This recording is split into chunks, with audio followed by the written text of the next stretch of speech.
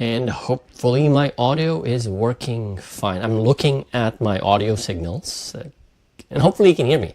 Welcome to another episode of the Practical SQL Server HA show. My name is Edwin Sarmiento and welcome.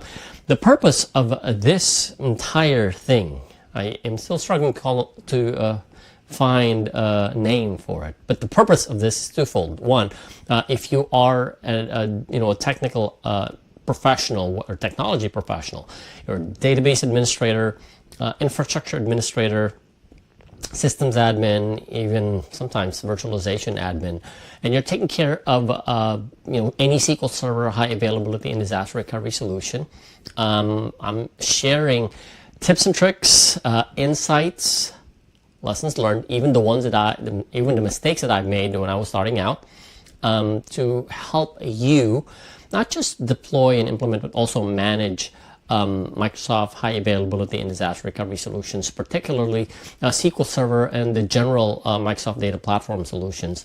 So that's the first part. The second part is if you're a decision maker or if you're a lead, you're a database lead, infrastructure manager, IT manager, sometimes even CTO or CIO, and you're kind of wondering whether your infrastructure is high availability and disaster recovery ready, or you're looking at kind of evaluating whether or not the approach that you're taking care of or the approach that you're wanting to pursue is something that would meet your needs, or if you're wondering whether your team is ready or not to properly deploy and eventually support whatever high availability and disaster recovery solutions you're going to be implementing, well, this is for you. This topic is kind of like a follow-up of what I did a couple of weeks ago. In fact, if you recall, last episode was all about the hidden HADR costs, the costs that burn your budgets. And I've gotten so many emails, I've gotten DMs and questions on this particular topic because I just gave kind of like a high-level overview of what those hidden costs are, but did not really provide kind of like a solution. The goal of that episode was all about awareness. I want to make you aware so that you can start evaluating whether or not this is something that you are kind of like struggling with. This is a challenge that you're facing. And most people want to jump into solutions immediately. Again, that's the nature of kind of like our training as technology professionals. We want to solve problems. We want to jump into solutions.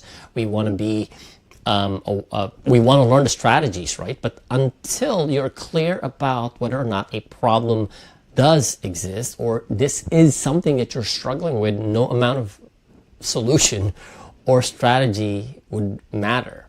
Okay, you got to first be clear about what your challenges are, what your problems are that you're struggling with before you even come up with a solution or a strategy. And that's kind of like a challenge that we as technical professionals experience every once in a while. Or I don't know, maybe it's just me. More often than not, I jump into solutions and strategies immediately without realizing that maybe that solution isn't something that I need because it's, first off, I'm not really clear about the problem that I'm trying to solve. Or number two, I'm so focused on the solution that I forget what problem I'm trying to solve in the first place. So like I said, this was a topic that I did in the last episode, and I've gotten so many questions, follow-up, and asking me to come up with the solution. And yes, this is exactly what I'm going to be doing for this session, but what I did was I'm going to break down the solutions into three parts. In the episode on hidden costs, hidden HADR costs, I talked about the 3 points or the three hidden costs that affect your budget when you're deploying high availability and disaster recovery solutions. So I'm going to break it down into 3, and then each topic I'm going to flesh it out and provide more detail into what those issues are and how we can address them. Okay, so the first part is awareness. You're aware that this is a problem, like the people tax, the consumption tax, the invisible handshake tax. And then once you're aware that these are problems, how can we solve them? Okay, how do we address these problems? So let me start off with what I call the people tax, or this, the first point, the people tax, right? Now, here's the thing though. I'm so not going to pretend that I'm an HR professional. I'm not going to tell you that, you know, listen to me, I'm an HR guy. And I also do not play that role in a TV series or some imaginary world. I'm not, okay? Let me just say it out. I'm not an HR professional, but I do know one thing. It's that humans play a major part in making technology solutions work. There's no amount of AI, okay? There's no amount of automation, there's no amount of technology or any machine that could, number one, create the technology solution, okay? So whether we're talking about HADR or any kind of solution, there's no human that can solve that problem, okay? Sure, we come up with AI agents that would help solve that problem, but we, as humans, are the ones that will create the solution for it, okay? Number two, there's no amount of computers, technology, innovation that can be as creative as we are, okay? Computers and machines and AI can only be as creative as how we humans make them to be. Okay. In the world of AI and technology innovation and new inventions, we fall into the trap of relegating our capabilities and our superpower, and I call it superpower. We relegate, we delegate, or sometimes we let go of our capabilities, our creativity, resourcefulness, and our superpower to machines and humans, and machines and AI rather. But that is our innate power.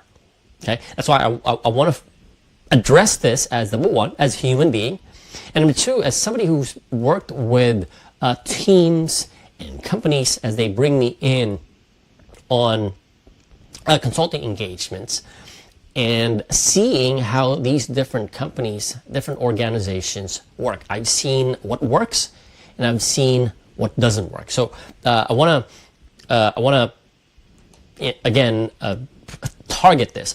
And it's interesting because whenever I get brought in to do consulting work, the fact that I can do almost every kind of work remotely. All I need is a VPN connection to their network or the customer's network, and I can do my work remotely. However, part of the process that I go through with my customers is understanding the human aspect behind every technology problem. Because here's what I believe in. Every technical problem is a human problem first. If I solve the technical problem, I solve the technical problem. But if I solve the human problem, the impact multiplies. Okay, so again, part of the process I walk my customers through is understanding not just the technical problem they're experiencing, but also understanding the organizational, the cultural, the human resource problem. Okay. In fact, one of the things that I ask is, so how many people are there on your team? What their capabilities are? How long have they been working there? What are their challenges? And these questions have nothing to do with technology, but it helps me understand humans and human beings in general, in the context of me coming in as a consultant and solving that technical problem. I remember one consulting engagement that I did back in, this was 2016, big e-commerce platform, global e-commerce platform. They brought me in, they wanted me to look at their whole infrastructure. This was the time that they're evaluating distributed availability groups for their company, and they want to roll it out in their primary production data center. We got multiple data centers across the globe. They want to deploy this as a pilot in their production data center. As we were whiteboarding the solution for the infrastructure that we're looking at, taking into account all the other factors that can affect the design of this new implementation. One question that I asked changed the way that I did the engagement throughout the time that I was there, and I was not even expecting the response from that question. My question was as simple as, so what's your biggest challenge? And as a technical consultant coming in, I was kind of expecting, we got network issues, we got an increased workload that's generating massive amounts of transaction log records, that now our network bandwidth cannot cope with the demand. I was kind of expecting a technical response, but I didn't realize I asked a generic question. The lead engineer, who has been there for quite a while, very smart. He probably had been working with SQL Server much longer than I had, and he, out of nowhere, said something that made me change the way I did the entire engagement. His response was work-life balance. Not what I was expecting, as I was, brought in to do consulting for the team. But it got me really curious. So what do you mean by work-life balance? He explained that the whole team, because they're working as a global team, that they have this follow the sun model where they would switch shifts from them, North America shift, to the European shift, to the Asia shift, then back to the North American shift, so that everything's covered. Again, they're a global e-commerce platform, so they want that covered. But because of the massive amount of workload and the quick turnover in the team, they can't keep up with the workload, to a point where he recently had, this was back in 2016, he recently had a newborn kid, was 5 months old, and hadn't seen the kid in 3 months. Why? Because he's leaving too early to go to work. He's going home late, and by the time he comes home, he would continue working, open up his laptop, go to his home office, and he's been doing that for like 6 weeks. 6 weeks. And they introduced this new architecture, the distributed availability group architecture, because they want to optimize and they want to improve how their database platform would address the increase in business. And again, it made me change the way I handled the entire engagement, not just from the point of view of what their technical challenges were, but overall to address their main challenge, which is work-life balance. Now, this is not a session on work-life balance, but really addressing the cost associated with the people tax. Okay, what are these hidden costs? I talked about staffing. Okay, and it's kind of interesting because we've heard these news from the big tech companies. During COVID, they hired so many people, and then now there's waves and waves of layoffs, and you kind of wonder, wait a second, is that really how it's going when it comes to, the tech world? All of a sudden, you're not sure whether or not you're going to have a job tomorrow. I'm not going to go into the economics of that, but the reality is, when you work for a company where they're driven by market demands and stock prices, it's almost always a decision based on money.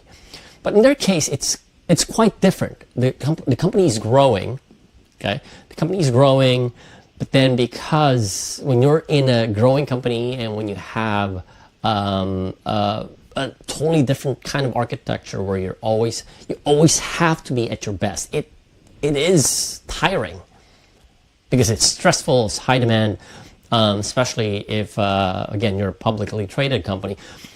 There's a toll on the workforce, and their biggest toll, in their case, work-life balance, as a side effect of more workload coming in, also as a side effect of people leaving because they cannot take it, right? The environment is not for everybody, okay? But it's also not sustainable.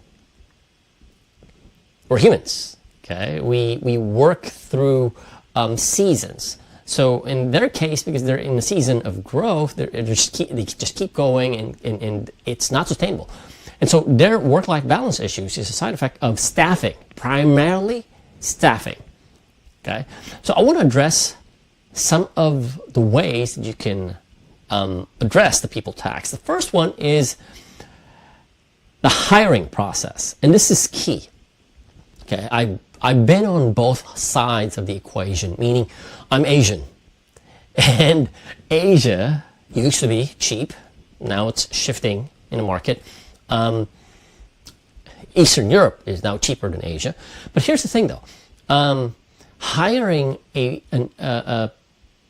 hiring for skills or hiring employees is a cost. Okay, that's how companies look at it. And so sometimes they would hire cheaper labor. That's one of the reasons why outsourcing is a thing. They want to hire cheaper labor with the idea that it is going to be overall cheaper for the business operations. And I get I totally understand that, but I also have this way of thinking where you get what you pay for. Okay, and so the biggest mistake that a lot of companies overall make when it comes to hiring is they would hire just to fill in the seats. Okay, they would hire just to fill in the seats. I had a customer from a couple of years ago where they had a spreadsheet for every node in a failover cluster that they would add, because they've calculated the number of man hours that they would spend every time they would add a replica to an AG or a node to a failover cluster or a server in the data center. They have an estimate on the amount of hours it would take for the care and feeding of that particular environment or that particular server or that particular replica. So the way they would hire is they would count the number of servers. And then if they have forecasted that this would require an additional headcount, then they would hire somebody based on the headcount. Okay? And that's why I emphasize there, you hire for character and skills. Okay? And I also emphasized on character first, skills next. Okay? Character first, skills next. Because you can always train for skill. Character can break old habits. And there's a mindset of people who are, they're happy with being mediocre. They don't want to grow. They want to find a 9-to-5 job where they're just coasting. Okay? Versus you would hire for winners. But not the winners who are full of themselves or highly egotistical. So you have to hire for both character and skills. And if necessary, prioritize character over skills. Okay? Don't just hire for headcount or DEI requirements. And now I'm going to get a lot of hate for this. When it comes to DEI requirements, I completely understand that. I'm Asian. I'm in a country where there's a lot of discrimination, ageism. A lot of people would talk about that. But here's the thing, though. I'm so not going to dive into that and deeper, because here's what I believe in. Humans are humans, period. We may have differences. Okay, we may have biases. We all have, because we're humans. However, you got to hire for character and skills. Not for headcount, not for DI requirements, but this is also something that I know about immigrants like us. We're hungry. We don't settle, okay? Because we want the best for us. We know where we came from. We know our backgrounds. I was having a conversation with one of my students a couple of days ago where basically we're talking about the background and history and where we came from. Immigrants like me, we're hungry because we don't want to settle. We'll keep pushing. We'll keep striving, keep working harder That's my biggest advantage. Okay, I'm not as smart as everybody else, but that's my biggest advantage. I'm hungry. I'm always ready to learn whatever it is. So you hire for character and skills. Okay, and I've seen a lot of these in my consulting practice where I would come in, and like I said, if given a choice, or if need be, I would go to a company office just so I can get a feel of the team. And by having a feel of the team, you can see and you can sense what the culture is, what the challenges are. In fact, to a point where I can easily find out what the real problem is just by being around the team members within a team. And sometimes in large organizations where you have segregation of duties, I can easily know exactly what the problem is because the infrastructure team is not talking to the development team, and the development team hates the database team, and the database team assumes that everybody else knows what they're trying to do. There's no communication, and sometimes it's that. And the reason why they don't want to communicate is because they don't have that character of making the whole team work and making teamwork a priority. That's because they also carry with them a lot of baggages from old jobs, or I got exploited from that job. Oh, you carry that hate and that resentment with you everywhere you go. So now you treat people like that. So again, hire for character and skills, not for headcount or DI requirements. I am always looking for opportunities to find people who are hungry and willing to learn and take on more responsibilities, because these are the kinds of people who will work. And I'm not saying you work yourself to death. I used to be like that person. I'm not saying you work yourself to death, but rather be smart about how you work. Okay. I also wanted to point that out. You constantly reevaluate for performance. You know how it is when you're new on a job, you want to make yourself look good. So you put in all the effort, you want to be the star because you're new in the job. But again, we're humans. Okay, we fall into the trap of I can coast because I built a reputation, I built a recognition within the company, so I can coast. You have to constantly reevaluate for performance. Okay, so hire for character and skills, both, not just skills, but character and skills. Especially if you're in a team where you have high performance, and this is very, very, very important because this will dictate everything that your team. I know I'm spending a lot of time on this because I've learned this working as a data center engineer where we were the cloud. And we were managing multiple data centers across the globe. And in our Wintel team, we call it the Wintel team, we take care of the Windows servers. There's only like 5 of us. 5 people taking care of almost about 500 to close to 1,000 servers. And we were barely working because part of the culture that our team built when I was working there was, number one, we hire for number one, character. Okay, character, where we're focused on the goal. We don't care about the strategy, we are focused on the goal. That means they're resourceful, they're creative, and the second thing that they were looking for in every hire is that they will always look for ways to improve. That's also one of the reasons why everybody is well-versed when it comes to scripting and automation, because that's part of the culture. Number 3, which is also kind of ironic because I was working for a Japanese company, very stressful culture, high pressure culture, and living in Singapore, same thing, high pressure, high demand. But we were the most laid back team ever. And we were constantly the most profitable business unit in the Asia Pacific region for 3 consecutive years. Okay, that is the secret to hiring the best of the best. And I did not even feel that I was the best. I felt like I was the most junior. But when you're surrounded by rock stars, you rise up to their level to a point where you don't want, I call it the positive peer pressure. You want to perform at the level of the team. And that's why the constant re-evaluation of performance is very important. We are re-evaluating our own performance. We're also being re-evaluated every year, but we're also looking at how the whole team is performing.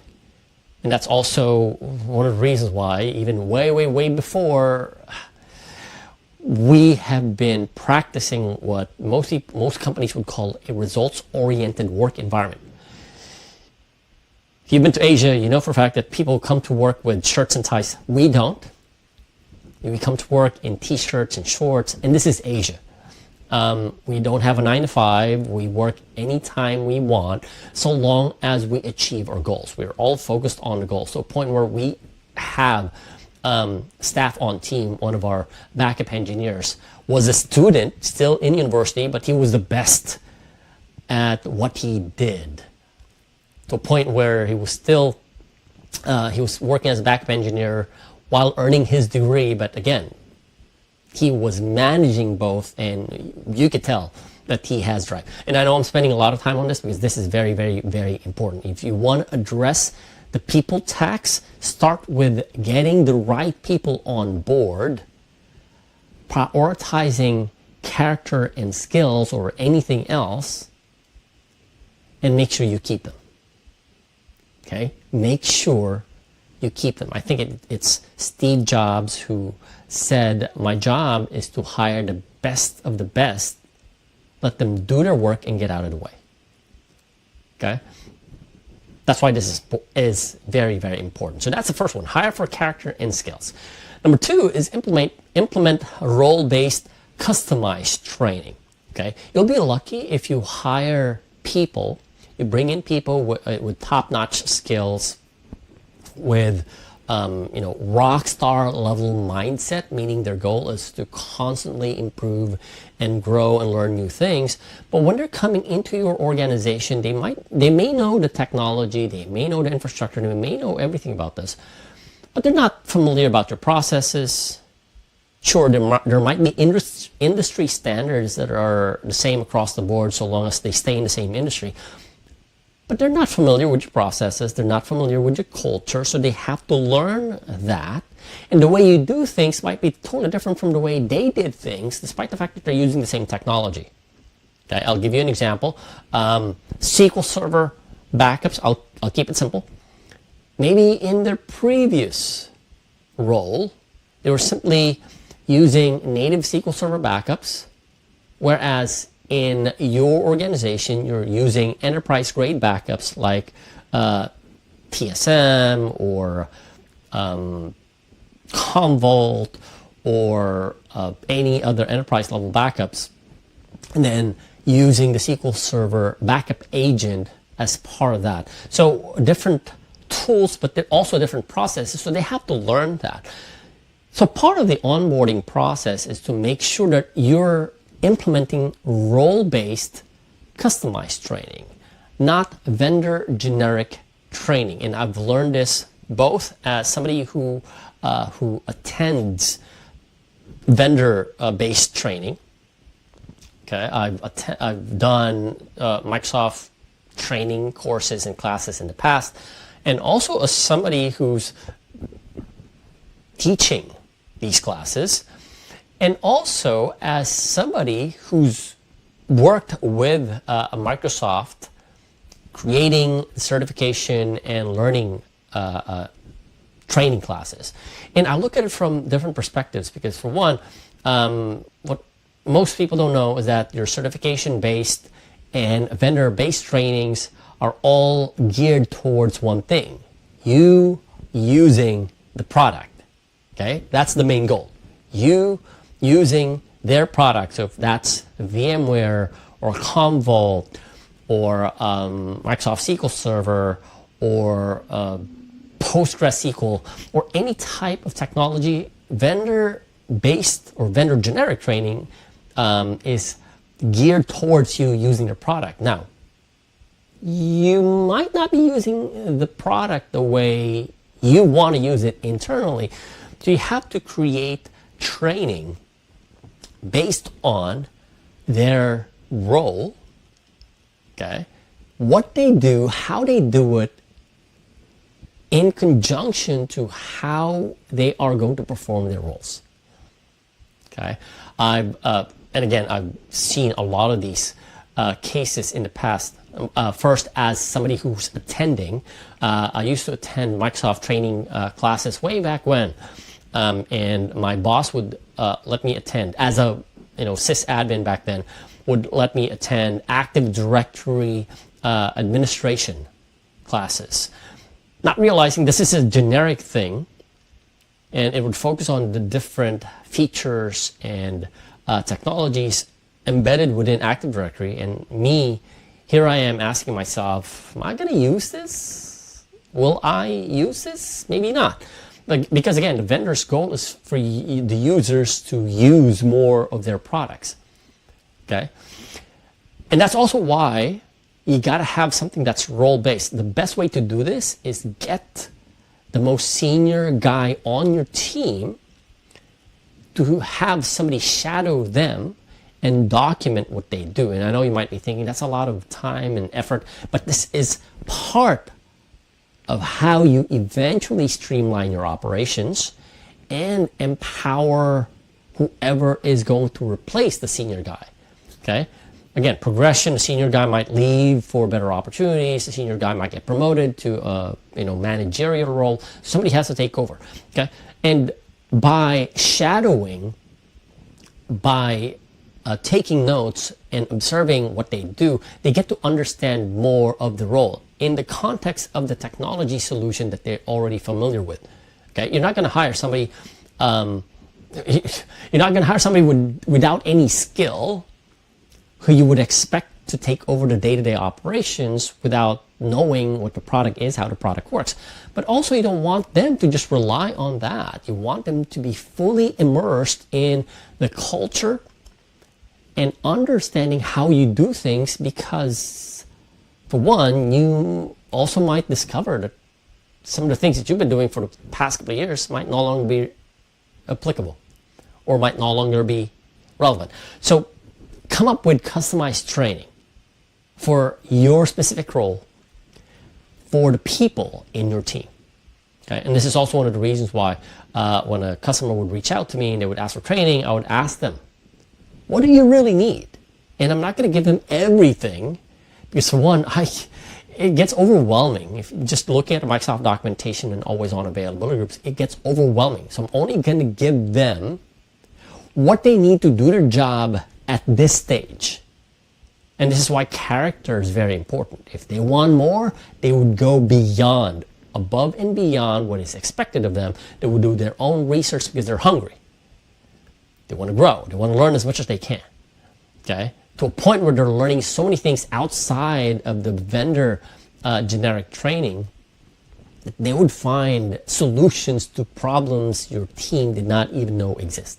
Okay, so again, implement role-based customized training and not vendor generic training. The third one is implement smart automation.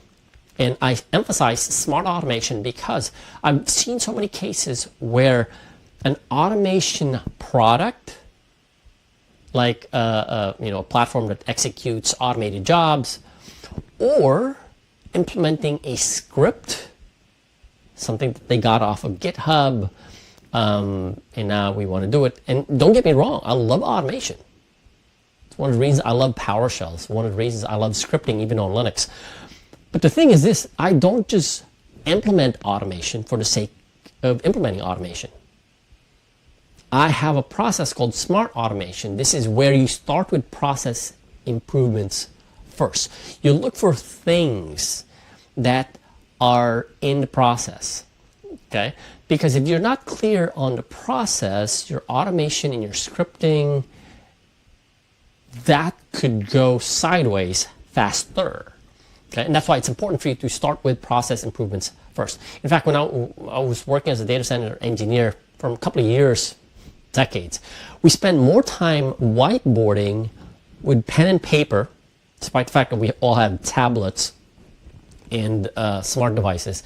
We spent more time on whiteboards and pen and paper mapping out processes, how we do things, and reevaluating whether this particular step in the entire process is still necessary, because the process becomes the basis of our automation. So whether we're standardizing on a scripting language, back then I was using VB script across the board, or we're replacing it with PowerShell, the process remains. We only change the tools. Starting with process improvements also helps, and again, bringing in point number one, where you're hiring for character and skills. People who are hungry and are always willing to learn will look for process improvements that would have a bigger impact.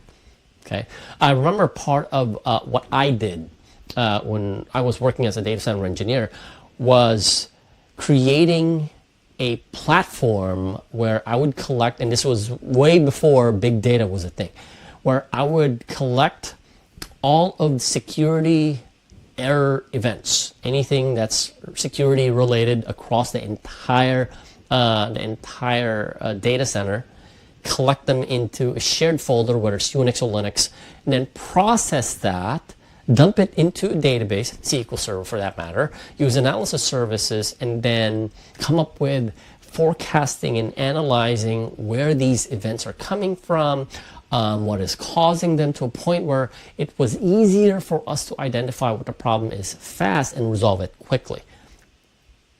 But we would not have been able to do that if I was not aware of how we did security audits. I was not aware of how we're analyzing our infrastructure. I was not aware of what our security guys are doing, our network guys are doing, our Unix guys are doing. It started with understanding the entire process. And based on that, I created automation scripts to accomplish that goal, to a point where we had a security incident. We categorized it as a security incident because it caused some outage. One service would not start. It was using an Active Directory account, and all of a sudden the service would not start after a reboot. It turned out that there was an application that hard-coded the password for the security account, and because the password expired and somebody changed the password, the service would not start. We found out using that framework where the security events were logged in. We looked at we analyzed the data that we collected in the database, and that's how we found out where the app is, what the problem was. And it was from the time of incident to the time of resolution, took less than 2 hours. Good thing it happened on a weekend and not on a normal business operation. But that's what it means when I say smart automation. Don't just implement automation for the sake of automation. Start with processes first, because you might not know. Maybe a step in your existing process is no longer necessary, and maybe you have to change that. That way you no longer have to automate, because there's no point in automating something when you could just eliminate that step. Okay, so that's number 3. Implement smart automation. I was thinking of 3, but then I got 2 more in the list. 4 is cross-train between teams. Okay, cross-train between teams while maintaining specialization. I've learned this outside of tech. First time I've learned this was as a musician. A friend of mine told me one time, look, you can learn all the musical instruments. You can play the guitar, you can play the drums, you can play the keyboard, you can do all of these things, but pick one. Pick one that you can be highly specialized on. Because I know we've heard this phrase so many times in the past, jack of all trades and a master of none. His way of saying it was be a jack of all trades and a master of one. Okay? And like I said, I learned this outside of the tech world. So that was the first time. The second time was when I was in the Army Reserve. I was in a special, kind of like a special forces unit.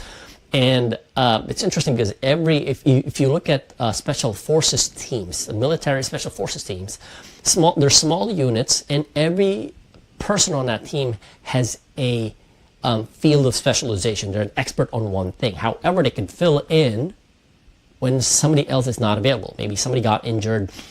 They can fill in and do the work of the guy. Not as good, but they can fill in as a stopgap. Okay, cross-training between teams while maintaining specialization looks something like this. You're a database administrator, you specialize on databases, but you're not aware of how the VM guys are doing it.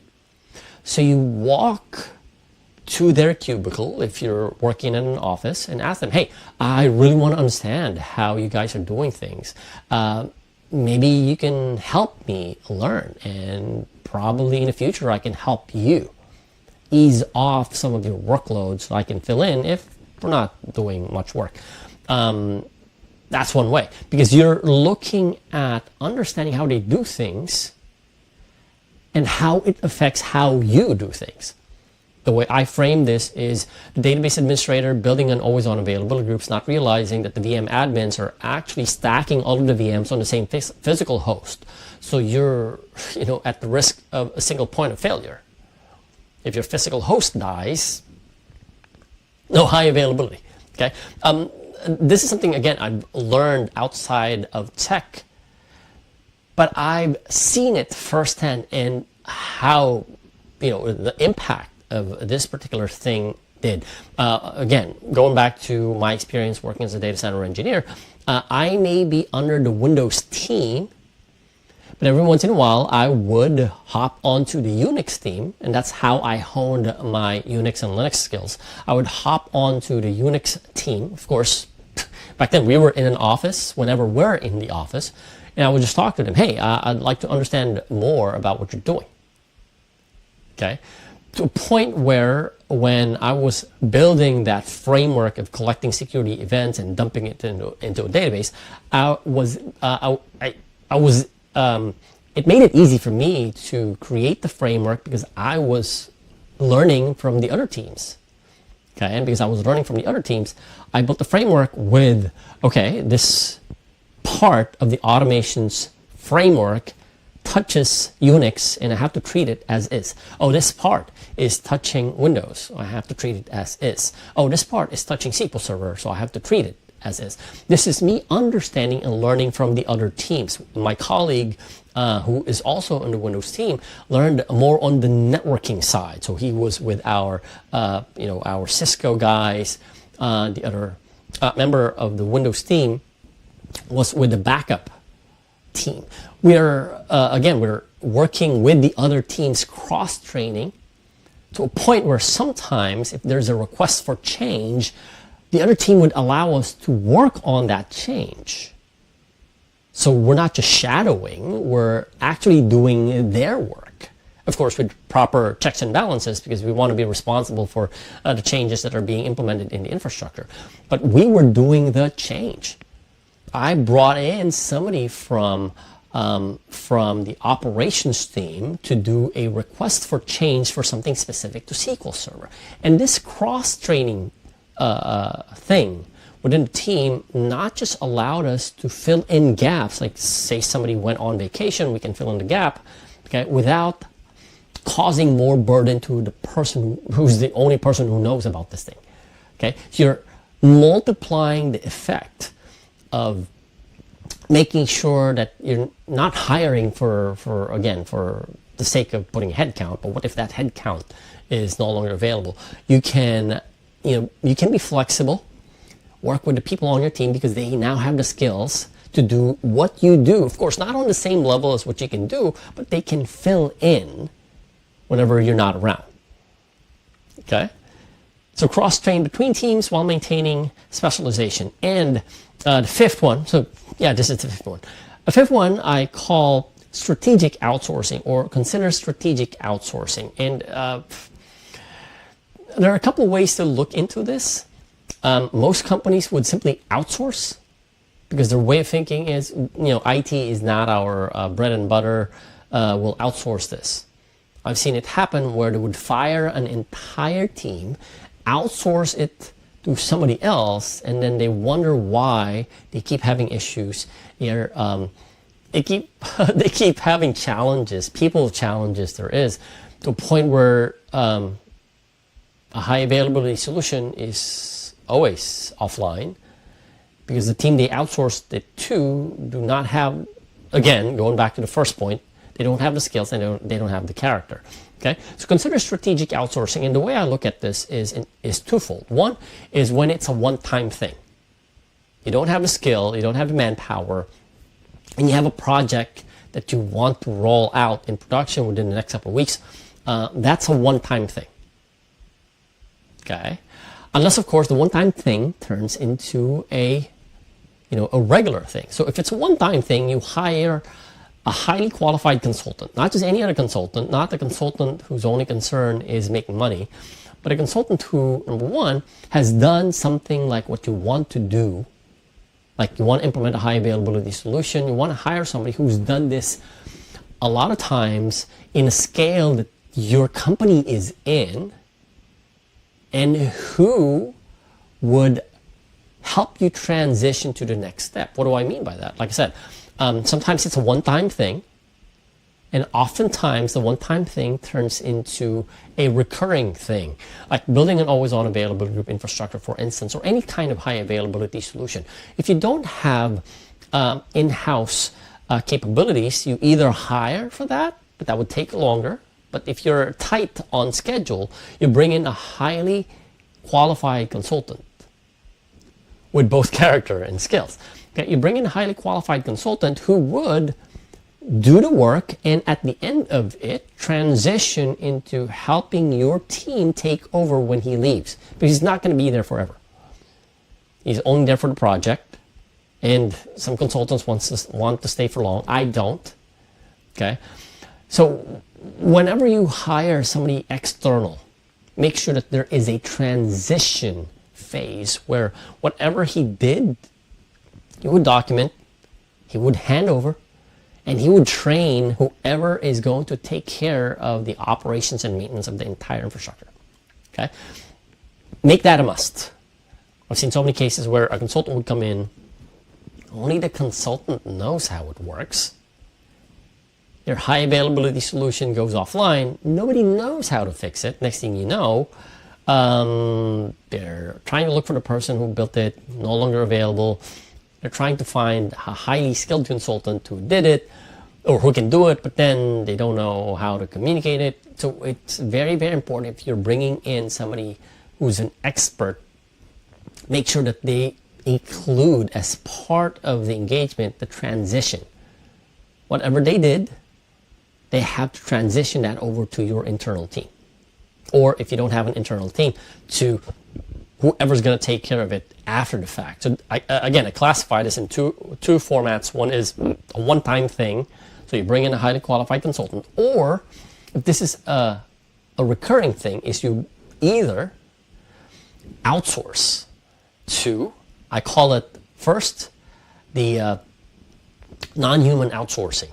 So you outsource it to a script, okay, going back to the smart automation thing, you outsource it to automation or software. Maybe a software can do this thing, or cloud. Okay, even in running my own business, I would look at some of the things that I do and look at whether or not this is something that I would do on a regular basis, and I would look for maybe a script. If I can write a script that would do this thing for me, I would make it part of an automations process. If there's a software that can do this for me so that I can eliminate the script and the software will do everything for me, or the cloud. Okay, or you outsource it to humans. Managed services provider, again, with the proper character and skill. Oh, it's very difficult to find that, especially when companies would come in and would sell you block of hours. That's why I'm not really a big fan of hourly thing, because sometimes all they care about is the hourly thing. So something as simple as this is a recurring issue, but if they solve it, then they no longer have work to do, so they cannot charge you by the hour. So they have no incentive to solve the problem, because if they solve the problem, they're not going to get paid, because they're supposed to get paid by the hour. So again, it's a balance between finding the right people. I did say that this is addressing, the people tax, right? That's why you have to start with hiring the right people, making sure that they have this character and the skills to not just get the job done, but also making sure that you're building the right culture in your team. Next is you implement role-based customized training and not just rely on vendor generic training like the ones from Microsoft, VMware, any company, because that's kind of like generic. Make sure that you're implementing role-based training. Get somebody on your team shadow a more senior engineer or more senior staff, document, observe, ask questions, be curious, with the expectation that they're going to be taking over the role, even if they're not. Okay. Next is implement smart automation, where you prioritize on understanding the process and making improvements to the process, because that will be the basis of the automation and scripting.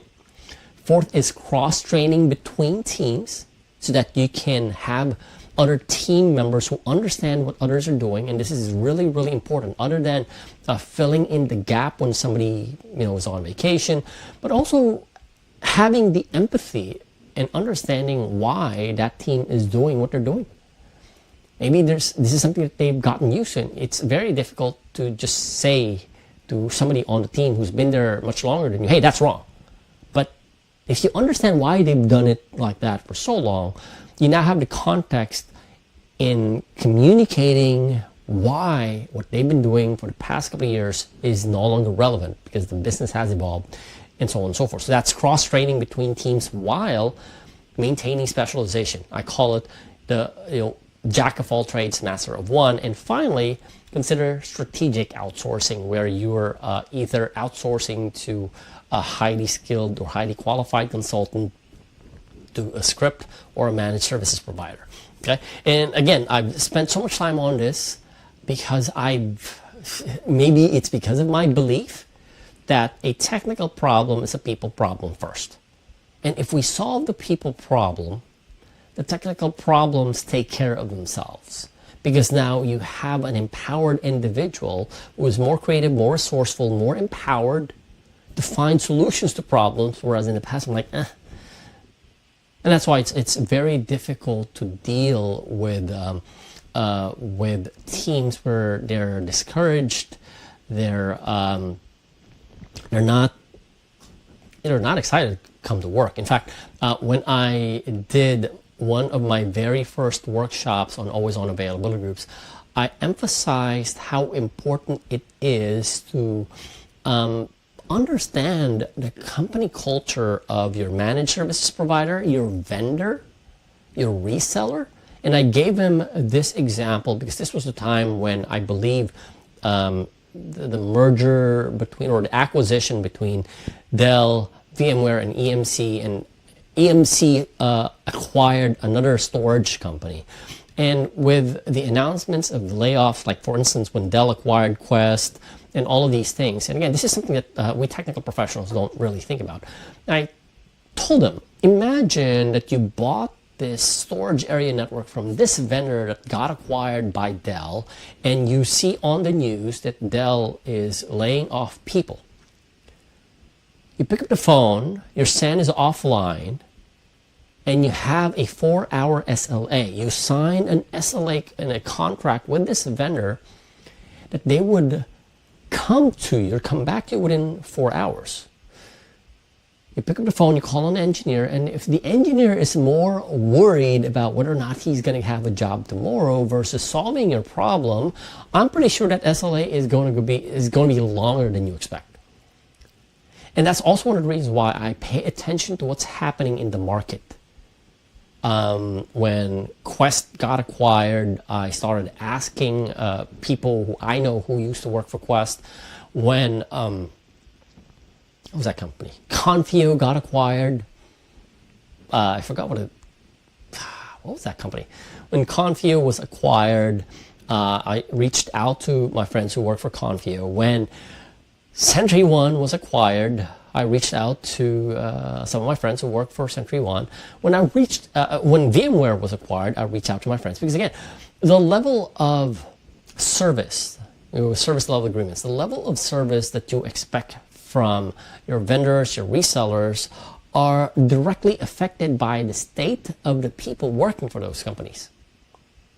To a point where don't expect them to deliver on their SLAs when the people on the other end of the phone is more concerned about their jobs or losing their jobs and helping you solve their problems. Okay, and that factors into your recovery objective, recovery time objective, recovery point, and service level agreements, because we are working with humans, and we are never going to eliminate the fact we will be working with humans. Yes, that's just the reality. Now I've spent much longer time on this episode than the other episodes that I've done, because again, this is very, very important. And I do my best whenever I get brought in as a consultant, whether it's to design a high availability and or disaster recovery solution, or troubleshoot an outage, or bring a service back online. I always take a pulse on the people, the organization, and the culture, because that would impact not just what I do, but everyone and what they do.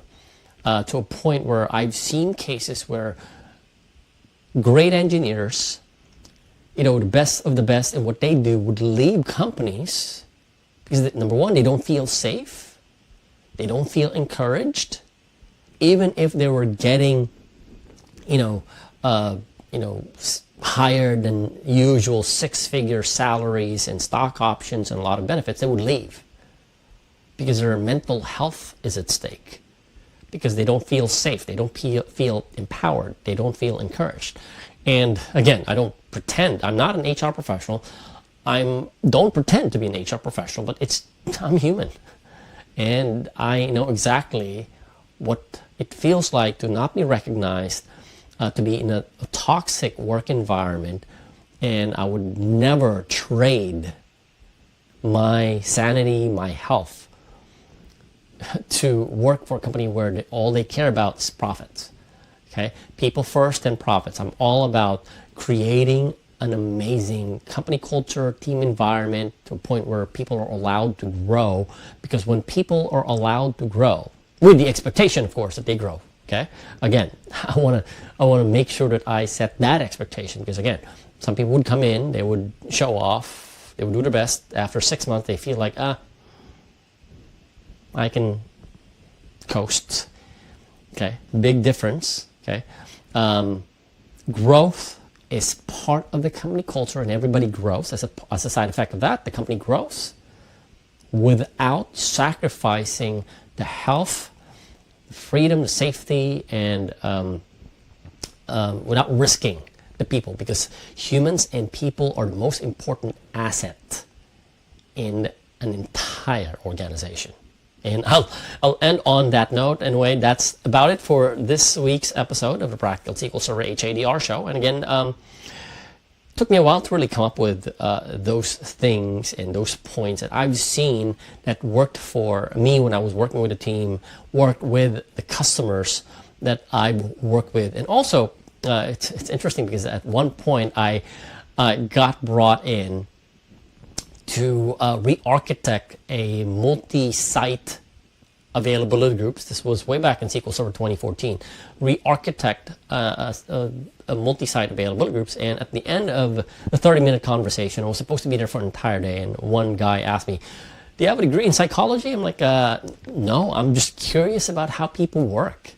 Very curious about people work, and I prioritize people more than technology and profits, because with people I can create new technologies and I can increase profits. We humans are the most important asset in the organization. I cannot overemphasize that, right? So that's kind of like a wrap up of this episode. Tune in again on the next episode of the Practical SQL Server HADR show, which is the part 2 of addressing the hidden cost of HADR solutions. And if you're, again, if you need any help with your high availability and or disaster recovery solutions, maybe you're in that stage where you know you need a high availability and disaster recovery solution, but you don't know how to start, where to start, or for this particular topic, maybe you don't have a team that's ready to take on the challenge of building a high availability and disaster recovery solution, or maybe they're tired, they're exhausted, they just need an extra pair of hands, reach out, use that link on the screen. This would lead you to my calendar page where you can pick and choose a time that works for you. Okay. Use that link, schedule a strategy session, and in the strategy session, we're going to do two things. One, we're going to get clear on what you're struggling with, what your problems are, what your challenges are. And once you're clear on that, the second thing we're going to do is we are going to come up with a strategy that would address your challenges, help you solve your problems, and allow you to achieve your goals. So use that link on the screen, schedule a strategy session, and I look forward to helping you in any way I can. All right? That is about it for this episode of the Practical SQL Server HA show. Again, tune in for the second and the third episode, which is parts 2 and 3. Well, I think now I can call it like part 1 was the kind of like the awareness of what the HADR costs are. Then this is part 2. 3 and 4 will address the consumption tax and the invisible handshake tax. So watch out for that. All right. Enjoy the rest of your week. I'll see you again next week for another episode.